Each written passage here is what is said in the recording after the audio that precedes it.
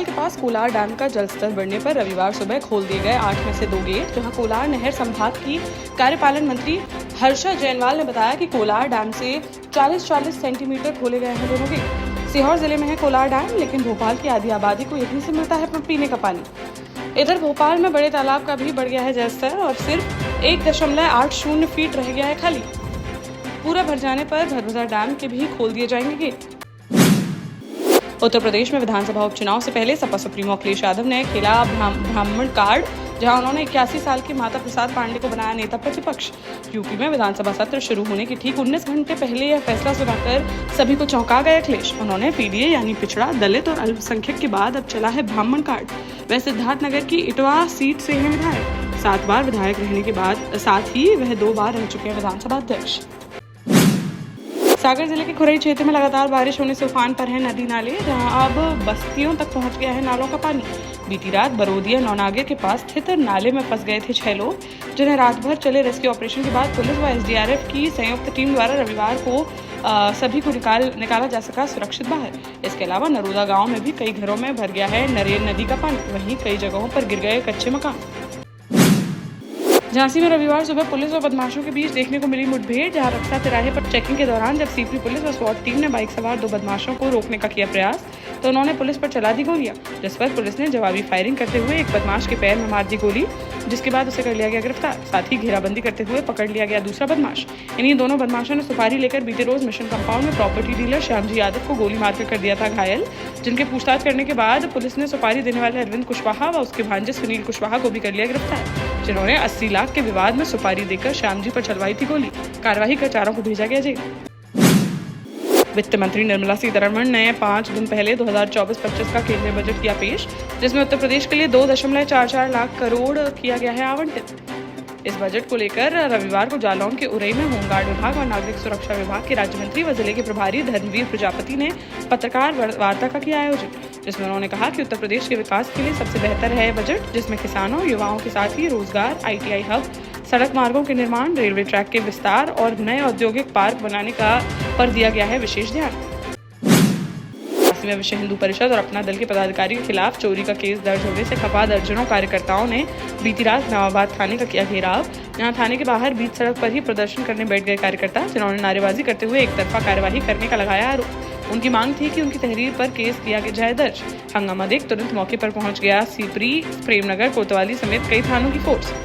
बाद में सीओ रामवीर सिंह ने किसी तरह निष्पक्ष जांच का आश्वासन देते हुए समझा बुझाकर उन्हें कराया शांत, तब जाकर उनका प्रदर्शन हो सका समाप्त।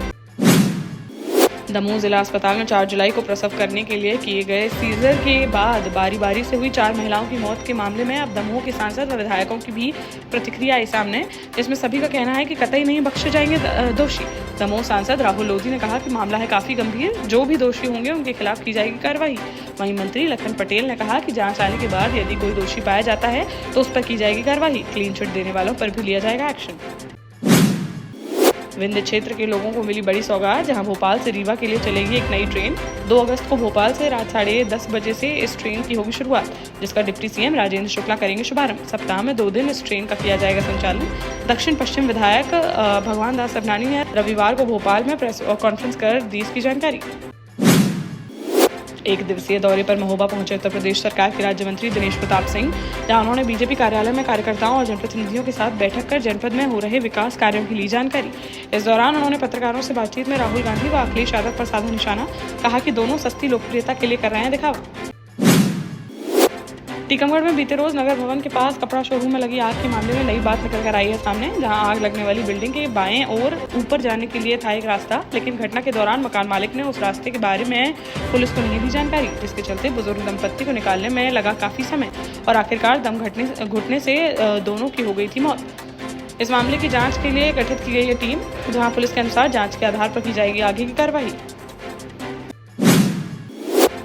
जालौन में मुफ्त खाद्यान्न योजना पर कालाबाजारी का एक और मामला है सामने, जहां पुलिस ने एसडीएम कौंच के निर्देश पर पकड़ा एक ऑटो, जिसमें कालाबाजारी के लिए ले जाया जा रहा था सरकारी चावल। उक्त ऑटो में से 8 क्विंटल सरकारी चावल किया गया बरामद। चालक को हिरासत में लेकर मामले की जांच पड़ताल में जुटी पुलिस।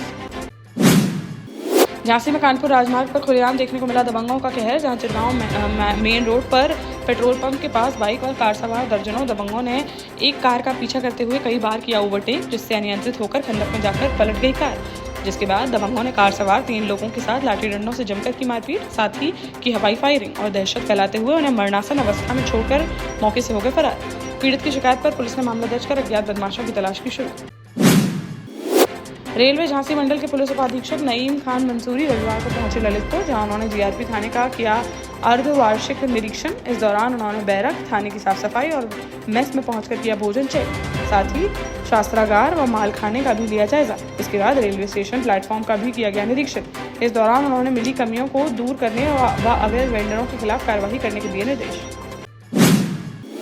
टीकमगढ़ में धसान नदी के ऊपरी हिस्से में बारिश के चलते नदी का लगातार बढ़ता जा रहा है जलस्तर, जहां बांध सुजारा बांध में पानी बढ़ने से रविवार दोपहर 12 बजे एक बार फिर डैम के 6 गेट खोलकर छोड़ा गया पानी।